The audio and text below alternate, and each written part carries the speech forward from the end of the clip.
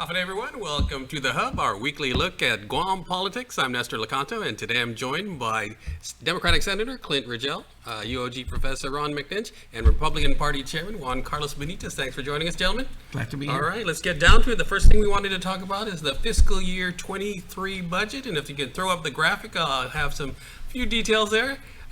This is the projection, 1.02 billion. That's the proposed. They haven't adopted yet, as Clynt will confirm here. 713.2 million though for general fund, 199.6 for the special funds, and grants and aid, $109.4 million. So Clynt, let me start with you. Sure. As we are talking, I think you guys are on a break. The discussion is on the revenue projections, which is the traditional thing. You've got to figure out how much you got to spend before you get into the nuts and bolts of the budget, the spending plan. So is that a realistic projection? I think so. And I think the proof's in the pudding, so to speak. I must commend our current budget chair, Senator Joseph Augustine, and his Office of Finance and Budget that he oversees, because for the last 3 years that he's been the budget chair, we've been able to tackle the deficit and also end with surpluses. Yeah. And we currently have a surplus right now. They're saying unaudited surplus, or not finalized surplus, of somewhere in the realm of 100 million. Okay, we'll talk a little bit more about the surplus, but let me ask Ron to give us his 2 cents. Well, in general, when you look at budgets, you look at what's already pretty much tasked out, and then you look at whatever's excess. And so you look at where the opportunities are to fund new ideas or to stop funding old ideas you don't like. And so there's and so that's what a lot of the budgetary politics revolves around. It's not so much the number, it's how much of the number is actually programmed and committed in the process. All right, and Juan Carlos. It's just amazing when Felix Camacho was governor of Guam. That budget was around less than $400 million, and now we're finally broken the $1 billion barrier. The threshold. And at some point, you end up going, we have 160,000 people. Why we just don't give them the money directly and take the government out, right? It's not a question. You can throw money at any problem and probably end up with same problem but a more expensive problem. What you really need is leadership and commitment, and that leadership needs to come from the governor all the way to the cabinet representatives. Focus on one issue, fix it. I can't believe that today we still are looking at an empty pool in Agania. How much money does this government have? How much money have they spent? And we can still not even fix a pool. Okay, let me bring up a couple of graphics about an op-ed that Budget Director Lester Carlson did for the PDN a couple of days ago. If we can throw that up there on the screen, yeah. So here he talks about the budget deficit has been gradually reduced, first from I can't quite see it. I think it was 119 million to 47.8 million, down to basically a surplus. That's where the administration is finding us at this particular point in time. So Clynt, talk about how the administration was able to reduce the budget and eliminate the deficit. Sure, through good fiscal management, and also through work with the legislature in passing balanced budgets where we're not deficit spending. Because remember, this is a cumulative deficit that was built up over years of about 83 million, somewhere in that realm. And that's years and years of deficit spending that accumulates a deficit. And instead, we've chipped away at that, in fact, zeroed it out, and are now building a surplus. And that's a combination of efforts between both the legislative branch and the administrative branch. Yeah. Ron, your thoughts?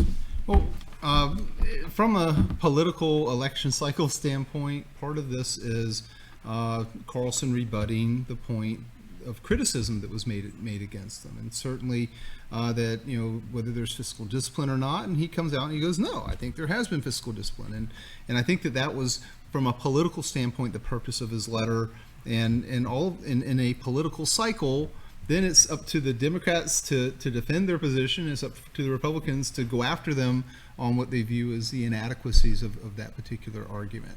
And so for me, from an election standpoint, it's not so much the context of what his letter was about was as much as the kinds of dynamics that are going on right now. Yeah, and I think that criticism had to do with the fact that there's been $2 billion in federal assistance, and that is what the critics say is accounts for much of this deficit reduction. Juan Carlos? So I go by part. Look, anytime that you have a government that is able to reduce deficit, that's a great thing. I'm not going to criticize reducing deficit. I criticize maybe the way that you argue, because if your budget every year continues to grow and you argue you're fiscally responsible, it's intriguing to me.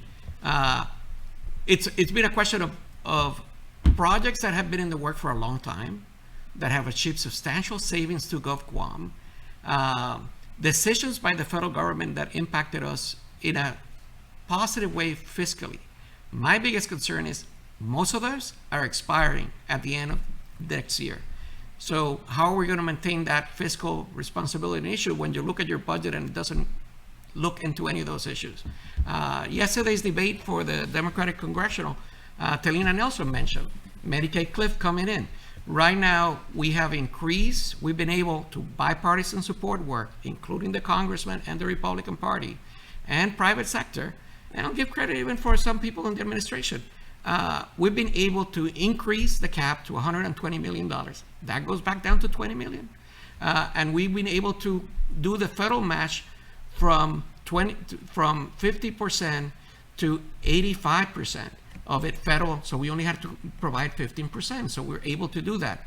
All that is ending in December. 4 days ago, they passed this Deficit Reduction Act. It was supposed to include our extension of language. It did not. Yeah. So now what are we facing? We need to figure out how we retool, fix, and address this issue. We also had the Compact Impact funding. It was capped at $65 million to pay for war reparation every year. That cap is now lifted and increased all of a sudden $15 to $20 million a year extra in Compact Impact funding for the local government. EITC, the lawsuit and the agreements finally were achieved. They don't want to give credit to the congressman. Let's assume that it happened miraculously on its own in DC. You end up now with a saving of around $55 to $60 million, according to Lester Carlson himself.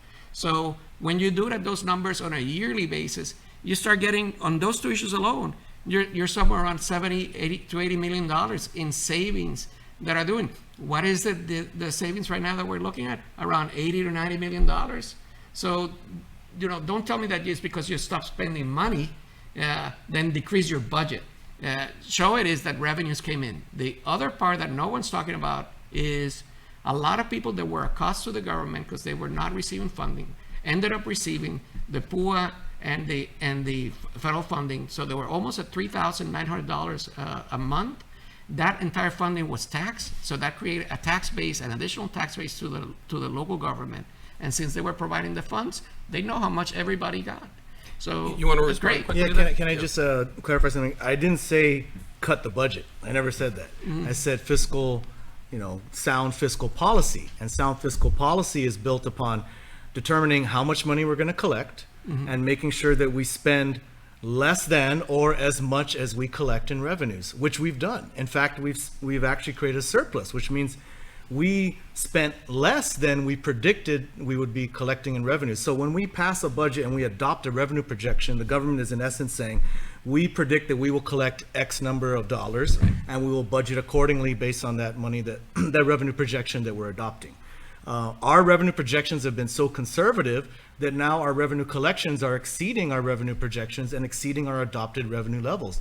That, to me, is a sound financial policy. So for me, sound financial policy is looking at what you have coming in front of you. And if you have extra revenues, not just spend it because I have extra cash today, but say, let's save it because it looks like we're approaching a cliff where we're not going to have these revenues coming. And this funding is temporary funding.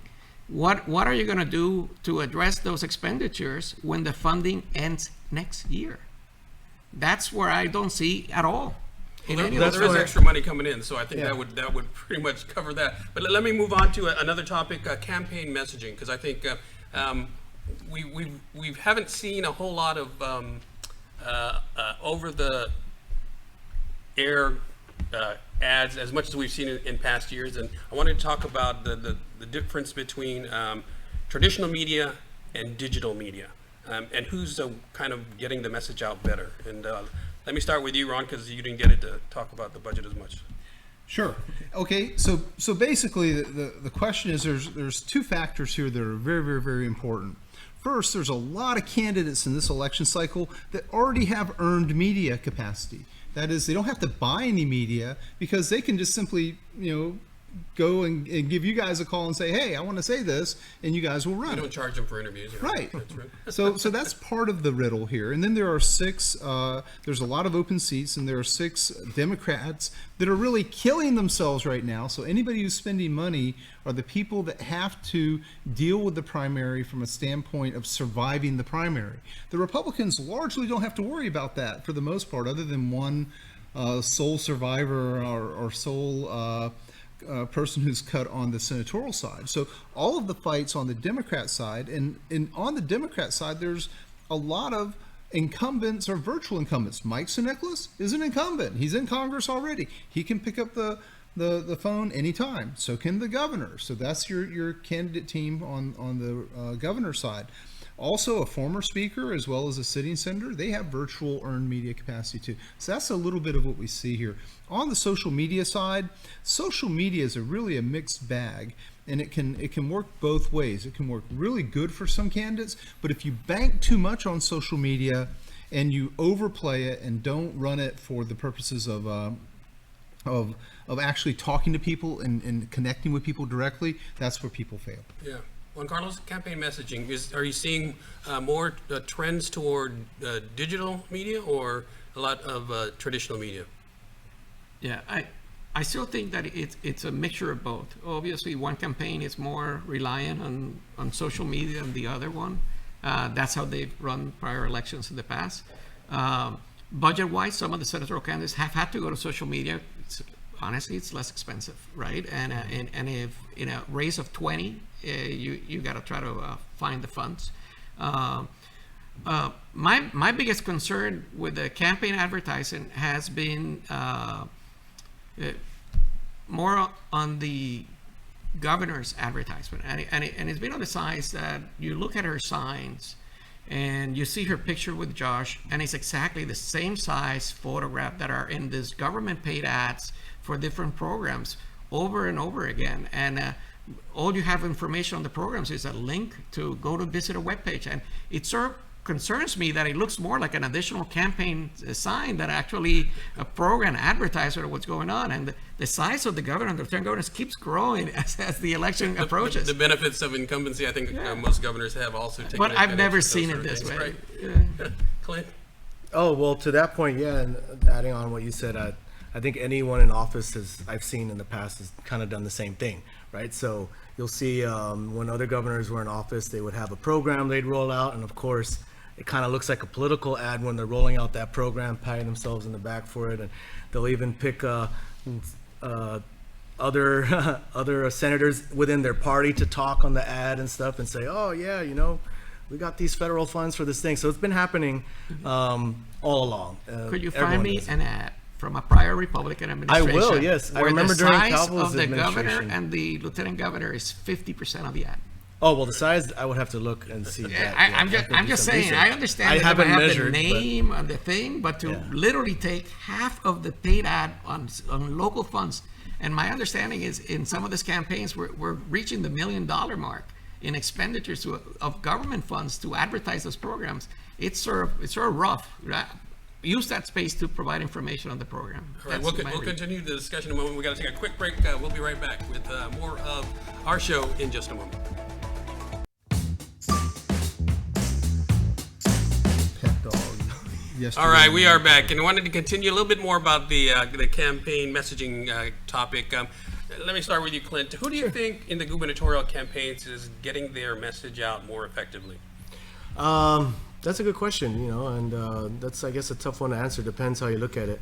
I think it seems like with the Lou and Josh campaign, obviously I do see them out more in the villages because they're having village pocket meetings. Congressman San Nicolas has been keeping most of his village outreach. I'm sure he's going around and doing some canvassing, but in terms of like big rallies or village pocket meetings, as they call it, I don't believe he's having those. He is having like the cotton candy giveaways that he does in select villages here and there. But Lou and Josh are following sort of the same thing they did the last election, which is they hit every single village with village pocket meetings in each village. So in terms of the ground game, I would give it definitely to Lou and Josh in terms of that. Of course, Congressman San Nicolas has always had a very strong Facebook presence, social media presence. So I think he definitely knows how to work social media and Facebook to his favor to get as much engagement, because it's a complicated thing with algorithms, et cetera. So I would assume Congressman San Nicolas is probably doing better on the, and of course I don't have any numbers to look at this is just based off of what I've been seeing. I would assume Congressman San Nicolas probably has better organic engagement on his Facebook posts. Now, and I'm pretty sure Lou and Josh are probably spending more on their both their Facebook engagement and probably on their advertising on social media. Okay. Ron, who's winning the messaging battle? A incumbent governor running for the office again has all the advantages of incumbency, and that includes the ground game, that includes huge numbers of employees employed, that includes all kinds of other things that a lot of people can take for granted in this kind of race. And so that's what I think is a little bit of the riddle. When you run for Congress, you don't have a ground game army really, because you only have a small staff. But when you're governor, you have a lot of those kinds of it's just doing your job. When you're just doing your job as governor, you have an incumbency advantage. Yeah. Juan Carlos? Yeah. Inside the Democratic primary process, I have no comments. They're running their own strategy. We are definitely expanding our social media presence and what we're doing and moving along. I don't know if you've been able to see the podcasts that are being done by On the Trail with Felix and Tony. I recommend everybody to watch that. We had Frank Ogden was one of our guests the other day. Governor Calvo was also on another episode. But it's a way of starting to get to know the candidates in a very intimate and social setting. They're almost like us, hanging out here and talking, doing it on a weekly basis, trying to get the people to Guam to understand and address the issues of their concerns. We have been doing the traditional party structure with strengthening the village organization system of the party. The campaign's the first time that we're really trying to have that as a united team. It's our main focus is a season of change, a new season, and this season is a season of unity. So all the candidates working together, being with each other, and trying to figure a way that we can move forward as one unit. And it's been truly enjoyable to see. And that messaging, I think, is getting out clearly. We had our first Southern Village meeting. We had almost 100 cars on the motorcade going out there. The event, we were expecting around 300 people. We ended up with over 600 individuals showing up to the south of Guam, which is not our strongest area. So as we move along into the other districts, it'll be interesting. This Friday we have our event for the central region, and keep in mind, we're not running against anybody. This is a primary process where we have one candidate for Congress, one candidate for governor, and just 16 senators. So I feel the machine is moving. I think the new way that we're doing connecting with the community is starting to function, but a lot more emphasis and focus in social media and direct communications with the voters. We'll see how it expands after the primary is over, and then we really start hitting the messaging and the campaign trail. Polling data, we started doing our first poll and looking at a couple other polls that are being done by independent organizations. Can you share? What does it say? Because we haven't, typically if someone in the past elections, if someone is ahead or Sure. especially if they're way ahead, Sure. That gets leaked to us. I Yes. haven't seen anything. I don't know if any other media has seen anything. We don't have the results. They're ongoing right now. Yeah, please share if you. Because we don't need our Please polls share, because to, we'd like to know what those polls say. But we haven't seen any, and hopefully we'll see some soon.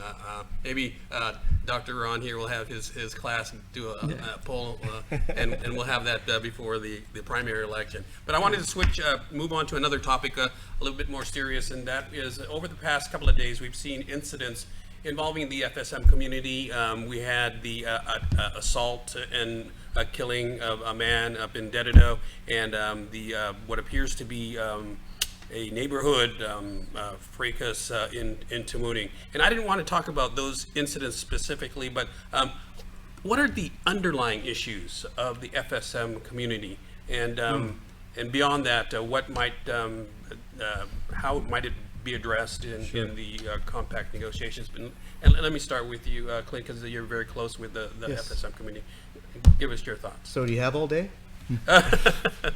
Unfortunately, we don't. Yeah. It's a very complex issue. Sure. You know, anytime you're talking about any immigrant community coming into a new place, there's always problems. You can go all the way back to Gangs of New York, that famous movie where it showcased how Irish were the immigrants in New York, and they formed gangs, and they started getting all kinds of problems, and they were looked down upon. Now the Irish are all the police officers. So now maybe that's the answer. We need to hire more FSM police officers, which I know that we have been working on. In fact, I met Chuqui's police officer, a young recruit, just several months ago.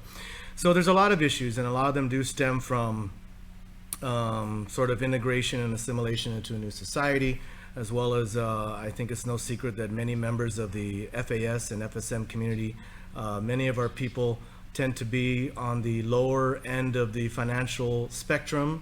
So a lot of us do have come from low-income families, and anytime you look at any place with low income and poverty, you will see crime higher in places with lower incomes and with more poverty. So there's all sorts of things. Like I said, how long do you have? I can get it. There's so many social issues involved here, social economic issues involved here. Now, in terms of discussing in terms of how to address it in the compact. Let me stop you right there, because we've got to take a quick break. But and I also wanted to get Juan Carlos and Doc's. We're going to take a short break and be back with more of this discussion. Please stay with us.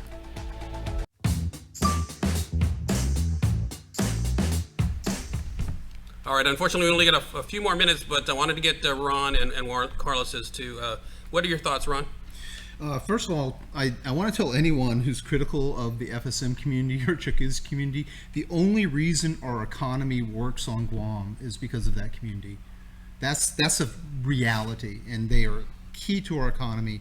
And so it's to our benefit, it's to our whole community's benefit to work out a lot of these issues and to work hard on them. And a lot of my students who are from the FSM community, they're wonderful. They do great things. The thing about police officers is you have to be a U.S. citizen to be a police officer in the United States in most jurisdictions.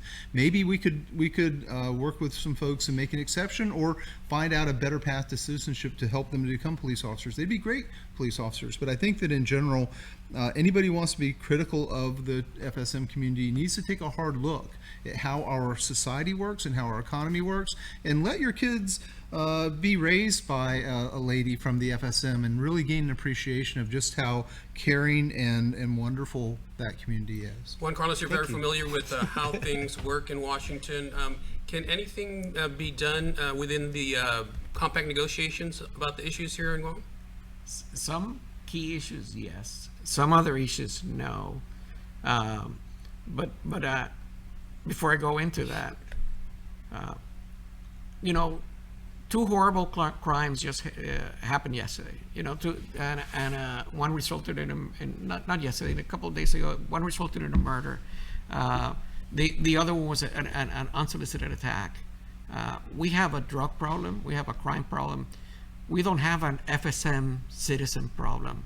They're great community, and it sort of bothers me that we sort of decide we're going to highlight the two ones where their Micronesians are involved, and we don't talk about the fact that one of the individuals was found in a drum and had to be identified by the tattoos on his chest because his entire body was decapitated and cut into pieces.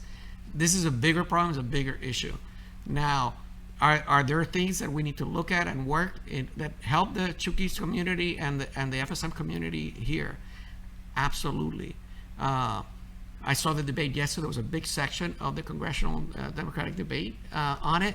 I would like to say a couple of things. One is finally the Biden administration has appointed a compact negotiator. Ambassador Yu has a good reputation. I would recommend all those candidates and individuals to try to reach out and contact him and start talking to him about our concerns. I think our governor should have already reached out to him. Compact impact funding is not part of the Compact of Free Association. The Biden administration has repeated that line. They continue to repeat it. The Hawaii delegation is trying to tie in compact impact funding to the renegotiations of the Compacts of Free Association. The Biden administration has still to agree to that. In fact, they vehemently have told the delegation it is not part, and we will not address those concerns in these negotiations. So we need to find another way.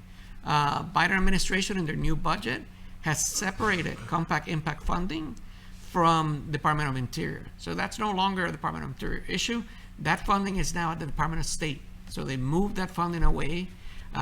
So when we're looking at some of these congressmen and they're saying which committee they want to go, and when they state they want to go there because of compact funding, then go to state. Don't start looking at Interior. Interior will administer the program, but state's the one that's going to budget it and include It's it. the State Department. that calls it. Yeah. We're out of time? Real quickly. We're out of but- time. I just want to say one last thing. Early voting ends next Friday. Please go out, vote, participate. We're all very passionate about what we're doing and what we're seeing. This is a time to make a change. It's a new season. We need your vote. We need you to be there. Yeah, 2 weeks till the primary. Can't believe so. I wish we had more time because I know you've had a lot more to say. And we're out of time, folks. Thanks for watching. We'll see you again next week. I'm Nestor Licanto. Let's go, Brandon.